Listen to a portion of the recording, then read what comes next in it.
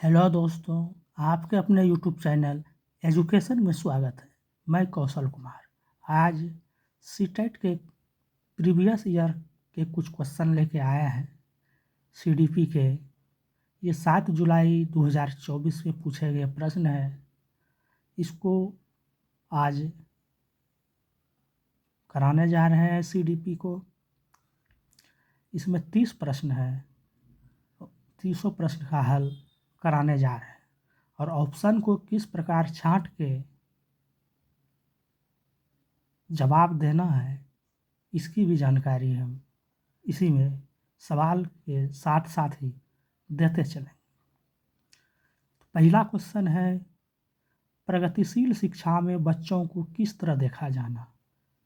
मासूम और आश्रित, आज्ञाकारी और केवल ज्ञान का उपयोग करने में सक्षम, ज्ञानवर्धन और अर्थ की रचना करने वाले। चौथा है, कमज़ोर और सुरक्षा की ज़रूरत। इसमें जितने भी निगेटिव वर्ड है उसको छांटने का तरीका। इसमें कौन कौन से निगेटिव वर्ड है? मासूम, आश्रित, केवल, कमज़ोर, सुरक्षा, ये सब निगेटिव वर्ड है। बहुत सारे निगेटिव वर्ड होते हैं जिसे देखते ही आपको छांट देना है और जो निगेटिव वर्ड नहीं रहेंगे वो आंसर हो जाएंगे। इसके अलावे भी बहुत निगेटिव वर्ड है कि विद्यार्थी को दंड देना, सजा देना, शिकायत, समस्या, बोझ, या पुस्तक केंद्रित शिक्षा हो या शिक्षक केंद्रित शिक्षा हो या लैंगिक असमानता, पक्षपात की बात हो, अनुशासन, हतोत्साहित करना, केवल, मात्र, ही, सिवाय, बजाय, रटना, निष्क्रिय, ये सभी निगेटिव वर्ड है। इसको देखते ही छांट देना है ऑप्शन को, उसके बाद आंसर देना है।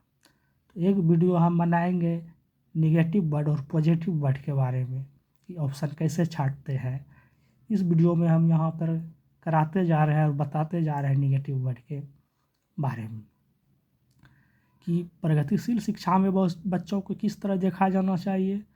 उसको न मासूम की तरह देखा चाहिए, न आश्रित, बोले केवल, इसलिए, चूंकि, कारण, ये सब निगेटिव वर्ड है। कमज़ोर, सुरक्षा, कुछ नहीं। इसका सही आंसर है ज्ञानवर्धक और अर्थ की रचना करने वाले होने चाहिए। प्रगतिशील शिक्षा में बच्चों को किस तरह देखा जाना चाहिए? ज्ञानवर्धक और अर्थ की रचना, नए नए बात की जो रचना करते हैं। इसे नन्हे वैज्ञानिक कहा गया है पियाजे ने। इसे कभी कमज़ोर मत समझे, किसी मासूम मत समझे। इसको केवल ज्ञान का दाता नहीं समझे, केवल आज्ञाकारी नहीं समझे।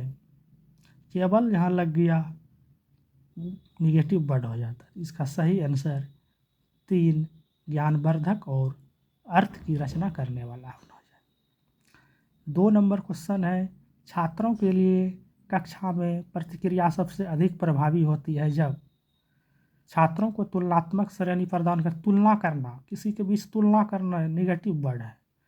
ये सब एक वीडियो में हम करा देंगे या शॉर्ट वीडियो में छोड़ देंगे प्ले लिस्ट में, वहाँ भी देख सकते हैं। तुलना करना एक दूसरे के, ये सब निगेटिव वर्ड है। दूसरा, यह सीखने की गतिविधि के दौरान और पश्चात भी होता है। चलिए, ये तो पॉजिटिव है कि कक्षा में सबसे अधिक प्रभावशाली है सीखने की गतिविधि के दौरान और उसके बाद भी ये जारी रहता है। तीसरा, इस बात पर ध्यान केंद्रित करना कि बच्चा क्या नहीं कर सकता। बजाय, बजाय अभी तुरंत बताया है। बजाय जो है निगेटिव वर्ड है। सिवाय, बजाय, रटना, निष्क्रिय, ये निगेटिव वर्ड है। इसको देखते ही छांट देना है। चौथा है, यह वर्ष के अंत में परीक्षण और परीक्षा केंद्रित, अभी कोई परीक्षा केंद्रित, शिक्षक केंद्रित, पुस्तक केंद्रित, ये सभी निगेटिव वर्ड है। तो 2 नंबर का आंसर हो जाएगा 2। यह सीखने की गतिविधि के दौरान और पश्चात भी होता है। अब चलते हैं 3 नंबर क्वेश्चन पे।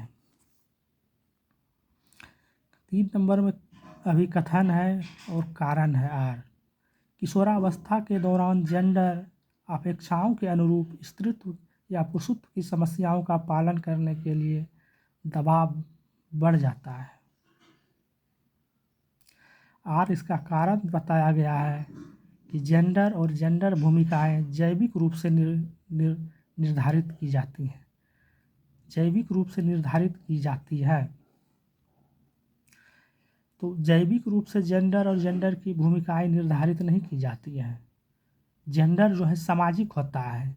मैंने जेंडर वाले चैप्टर में पढ़ा दिए थे कि जहाँ जेंडर होता है, जेंडर का मतलब सामाजिक होता है। इसी जगह अगर सेक्स की बात होती, लिंग की बात होती, तो यहाँ जैविक होता है। सीटेट में ये प्रश्न बहुत बार पूछे गए हैं, जेंडर की भूमिकाएं क्या होती है।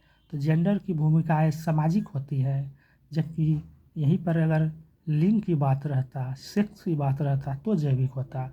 तो आहार गलत है। और ये जो है किशोरावस्था के दौरान जेंडर अपेक्षाओं के अनुरूप स्त्रीत्व या पुरुषत्व की परंपराओं का पालन करने के लिए दबाव बढ़ जाता है, बिल्कुल बढ़ जाता है। किशोरावस्था आप जो है स्त्रीत्व और पुरुषत्व की प्रति आकर्षण बढ़ जाता है।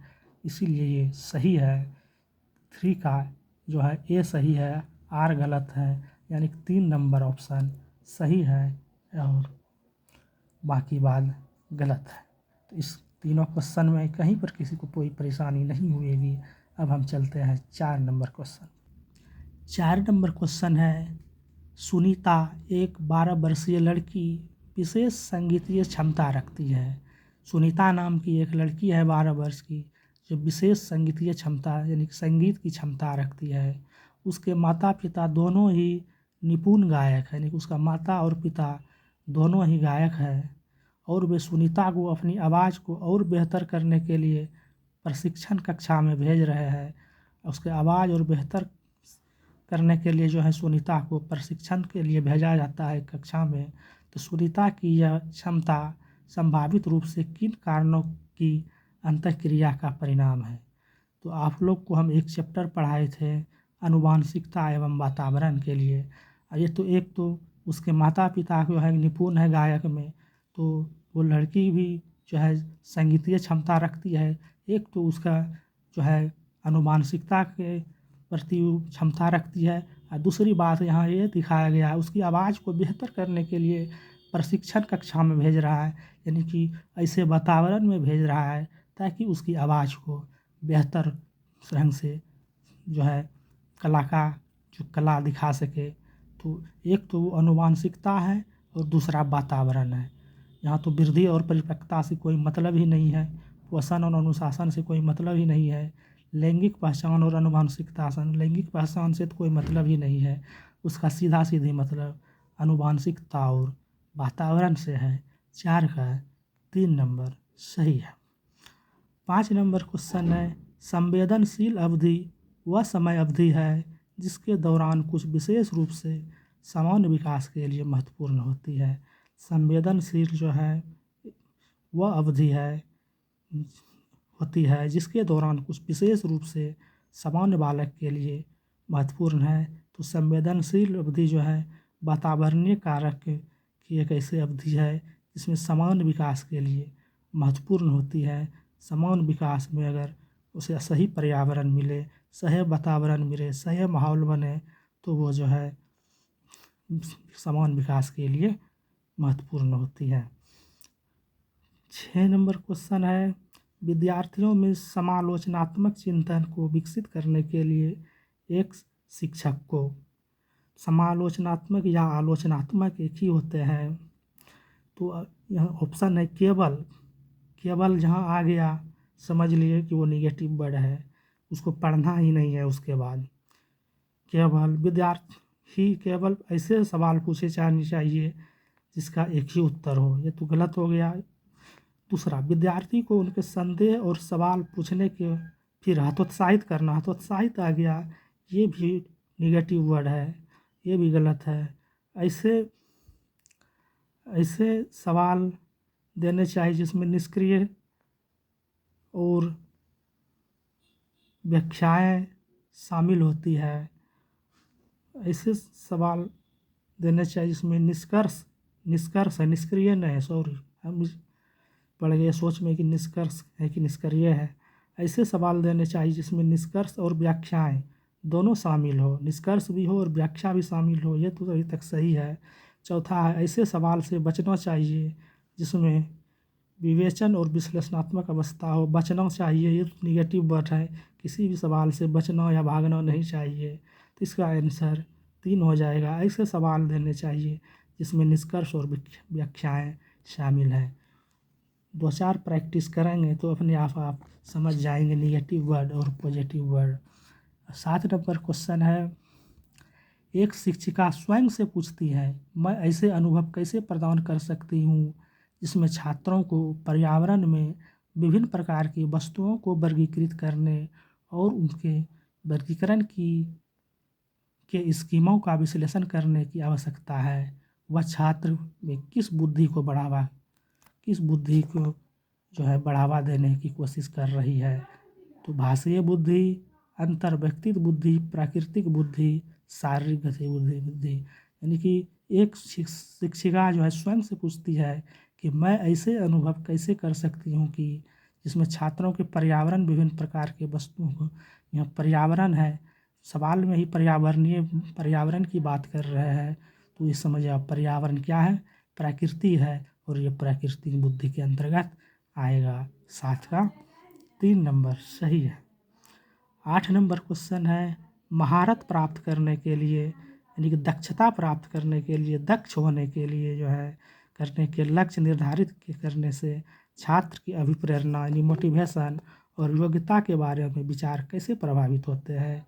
तो कैसे प्रभावित होंगे, यह प्राय योग्यता के स्थिर दृष्टिकोण में बढ़ी हुई अंतर अभिप्रेरणा और विश्वास को दर्शाता है। ये जो है प्राय योग्यता में वृद्धिशील दृष्टिकोण से बड़ी आंतरिक अभिप्रेरणा को विकसित करता है। 3 नंबर, यह प्राय योग्यता स्थिर दृष्टिकोण में बढ़ी हुई बाहरी अभिप्रेरणा और विश्वास को दर्शाता है। चौथा, यह प्राय योग्यता में वृद्धिशील दृष्टिकोण में बढ़ी हुई बाहरी अभिप्रेरणा और विश्वास को दर्शाता है। क्वेश्चन है, महारत प्राप्त करने के लिए लक्ष्य निर्धारित करने से छात्र की अभिप्रेरणा और योग्यता के बारे में विचार कैसे प्रभावित होता है। लक्ष्य का कोई निर्धारित कर रहा है और उसके मोटिवेशन और योग्यता, तो अगर लक्ष्य जो निर्धारित कर रहा है तो ये उसका योग्यता जो वृद्धिशील दृष्टिकोण में बढ़ी है, आंतरिक अभिप्रेरणा और विश्वास को दर्शाता है। विश्वास तो है ही क्योंकि वह छात्र अभिप्रेरणा और योग्यता के बारे में विचार प्रभावित कर रहा है, लेकिन इसमें है प्राय योग्यता वृद्धिशील दृष्टिकोण, आंतरिक अभिप्रेरणा, ये अंदर से जो है मोटिवेशन हो रहा है कि हम जो है लक्ष्य को प्राप्त करेंगे, वो अंदर से मोटिवेट हो रहा है, इसका ये सरदू होगा। बाहर से मोटिवेट कैसे होते हैं, किसी को जो होता है पुरस्कार दिया जाएंगे, ये इतना परसेंटेज लाए तो पुरस्कार देंगे, या कुछ नहीं लाए तो दंड देंगे, ये जो होते हैं बाहरी अभिप्रेरणा होती है, इंटरनल होती है। ये हो जाए एक्सटर्नल है, आंतरिक है, किसी के लक्ष्य पर निर्धारित है, कुछ सीखने के लिए वो प्रेरित है, इसीलिए ये इंटरनल मोटिवेशन है। मोटिवेशन चैप्टर में मैंने अच्छी तरीक़े से पढ़ा दिए हैं। जो वीडियो नहीं देखे हैं वो पहले मोटिवेशन का वीडियो देख लें, उसे सारा सवाल बन जाएगा। मैंने CDP को लगभग ख़त्म कर दिए हैं। पिछली वीडियो मैंने NCF को भी पढ़ा दिए हैं, उसमें भी सारी बात बता दिए हैं। अब हम सवाल नंबर 9 पर आते हैं। सवाल 9 है, रामा एक शिक्षिका है जो वाइगोत्स्की के सिद्धांत को अपनी कक्षा में लागू कर रही है। तो वाइगोत्स्की का क्या सिद्धांत है, जो समाज से रिलेटेड है, ये भाषा पर जोर दिया जाता है। वही बोल इसका कहना है कि पहले भाषा आती है तब विचार आता है, जबकि पियाजे का कहना था पहले विचार आती है तब भाषा आती है। इन सबको भी ध्यान दीजिएगा, ये सब भी सवाल अक्सर पूछे जाते हैं। तो कहता है रामा जो है एक शिक्षिका है जो वाइगोत्स्की के सिद्धांत को अपनी कक्षा में लागू कर रही है, और वह एक चुनौतीपूर्ण कार्य को पूरा करने के लिए अपने छात्रों को समूहों में काम करने के लिए नियुक्त करती है। कार्य के दौरान एक छात्र एक महत्वपूर्ण संकल्पना को समझने के लिए संघर्ष करता है। तो रामा के लिए इस छात्र की सहायता करने का सबसे प्रभावी तरीका क्या होगा। पहला है, छात्र को समस्या का उत्तर प्रदान करें ताकि समूह आगे बढ़ सके। किसी को उत्तर प्रदान नहीं करना है, उसे खुद के करने के लिए देना है।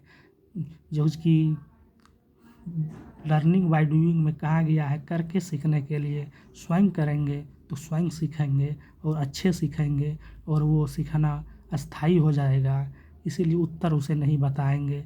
ये भी निगेटिव वर्ड है। छात्र को समस्या को हल करने का प्रयास करने के लिए प्रोत्साहित करेंगे, प्रोत्साहित, हतोत्साहित, ये सभी भी निगेटिव वर्ड है। छात्र को एक अलग कार्य सौंपें जो उनकी योग्यताओं के अनुकूल हो, उसको अलग कार्य भी नहीं सौंपना है।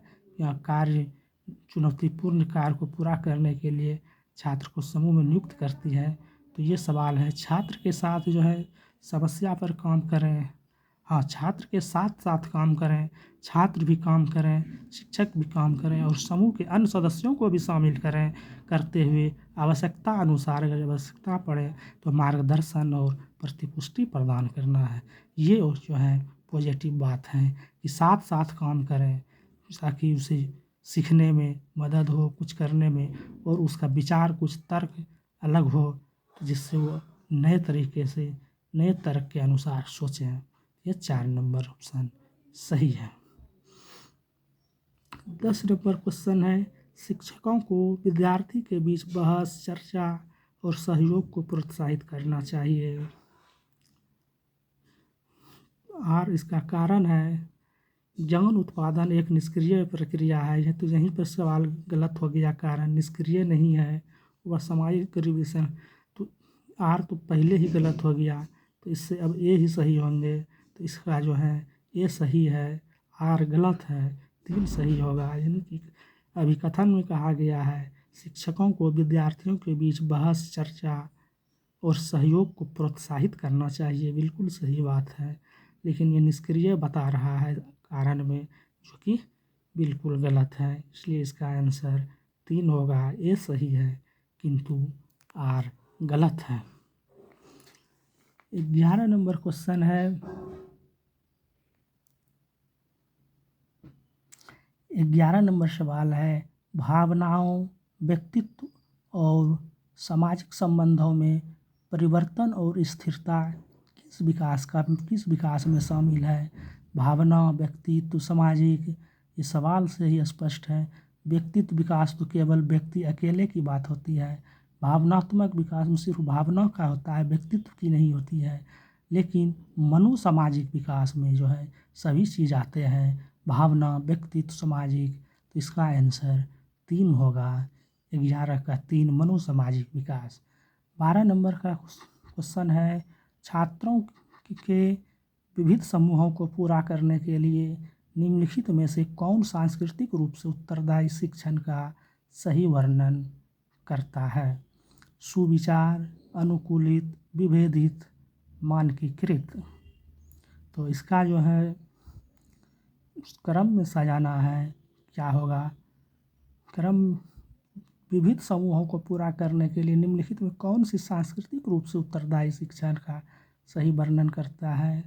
तो सुविचार यानी सुंदर विचार, अनुकूलित, परिस्थिति के अनुसार ढल जाना, विभेदित यानी अंतर, सांस्कृतिक रूप से तो अंतर होते ही हैं, हर जगह की भाषा, खान पान, रहन सहन अलग होते हैं। लेकिन मानकीकृत जो है, मापदंड जो है ये नहीं होते हैं। 3 नंबर का है, 12 नंबर का 3 सही है, 1, 2 और 3। तो 12 तक हो गया है और इस वीडियो में 3 सवाल करेंगे। नेक्स्ट वीडियो में जो है अगले बचे हुए 15 सवाल को करेंगे। 13 नंबर सवाल है, स्कूलों को उस ढांचे के भीतर कार्य करना चाहिए जो उत्पाद और सीखने के परिणामों का आकलन करते हैं। बिल्कुल सही है। आ रहे हैं, सीखना पक्के तौर पर अनुक्रमिक और पदानुक्रमित है। तो सीखना जो है पक्के तौर पर अनुक्रमित या पदानुक्रमित नहीं है। सीखना क्रम में नहीं होता है। कोई भाषा पहले सीखता है तो कोई लिखना पहले सीखता है, कोई गुड़कता है तो कोई चलना पहले सीखता है। तो ये पदानुक्रम नहीं है, ये किसी भी तरीके से हो सकता है। तो जो है आर गलत है, ये सही है। इसका 3 नंबर सही होगा। 14 नंबर क्वेश्चन है, लेव वाइगोत्स्की के अनुसार भाषा और विचार के बीच क्या संबंध है। तो अभी बताए थे, इसने कहा था कि जो है भाषा पहले आता है, विचार बाद में आता है। ऑप्शन पे चलते हैं, भाषा विचार को आकार नहीं देती, बिल्कुल आकार देती है, ये भी गलत है। विचार भाषा को आकार देती है, विचार जो है भाषा को आकार भी देती है। भाषा और विचार एक दूसरे से स्वतंत्र है। 4 है भाषा विचार विकास की जटिल विनिमय प्रक्रिया है। जटिल विनिमय प्रक्रिया होती है भाषा और विकास। तो 14 का जो है 4 सही है। 15 नंबर है, निम्नलिखित में से कौन सा सही सुमेलित है? मापदंड, सुदृष्टि, मूल्यांकन, विशिष्ट विषयों की महारत शामिल, मापदंड, मूल्य, साथियों के प्रदर्शन की तुलना करना, रचनात्मक मूल्यांकन का निर्धारण करना, छात्र कक्षा से पहले और कक्षा के बाद क्या कर सकते हैं, योगात्मक मूल्यांकन। तो इसका सही आंसर 2 बताया गया है। मापदंड संदर्भित, मापदंड के संदर्भ में मूल्यांकन, साथियों के प्रदर्शन की तुलना करना सही बताया गया है, जिस पे हम कल चर्चा करेंगे।